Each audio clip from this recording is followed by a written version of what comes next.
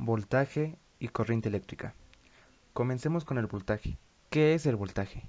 La tensión eléctrica o diferencia de potencial, también denominado voltaje, es una magnitud física que cuantifica la diferencia de potencial eléctrico entre dos puntos. Para comprenderlo mejor, voy a poner un simple ejemplo. Hay un recipiente con agua conectado a una manguera. El recipiente con agua va a contener lo que vendría siendo la carga eléctrica. Esta, al estar arriba, va a generar una presión hacia la salida de la manguera, por lo que el voltaje sería la presión que se ejerce. Podemos decir que la presión del agua que hay entre el recipiente y la salida de la manguera es similar a tener una carga eléctrica con un voltaje hacia un componente eléctrico. Y recordemos que esta magnitud se representa con la letra V y se expresa en voltios.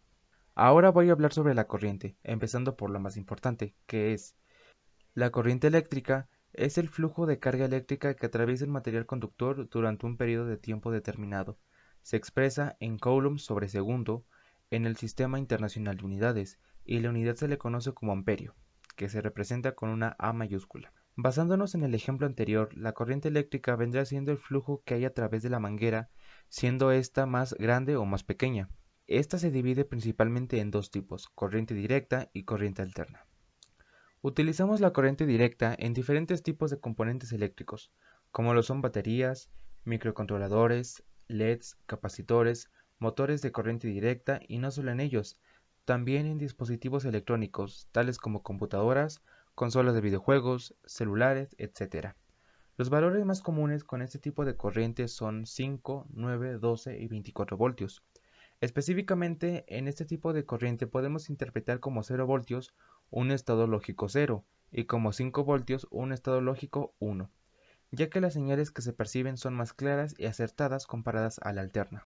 Por su parte, la corriente alterna, que es la que se utiliza en el hogar, trabajo, industria, y es básicamente la que viene de los postes de luz, tiene valores de voltajes muy grandes, como por ejemplo en México, lo normal es una corriente de 127 volts y 60 Hz, que vendrían siendo la frecuencia que hay en las ondas de esta corriente. Las principales diferencias entre estas corrientes son que la continua tiene un solo sentido, por eso es que es muy importante conectar los componentes que tienen polaridad como se indica. En cambio, la corriente alterna tiene dos sentidos, por lo que si se han dado cuenta, cuando conecten el enchufe de una lámpara a la corriente de su casa, no importa el sentido, ésta siempre va a encender. Y se preguntarán, entonces, cuando yo conecto mi computadora o mi celular, ¿lo estoy conectando a corriente alterna? La respuesta es sí y no, ya que como mencioné anteriormente, estos dispositivos funcionan con corriente directa, por lo que si le conectamos corriente alterna, estos probablemente se quemarían.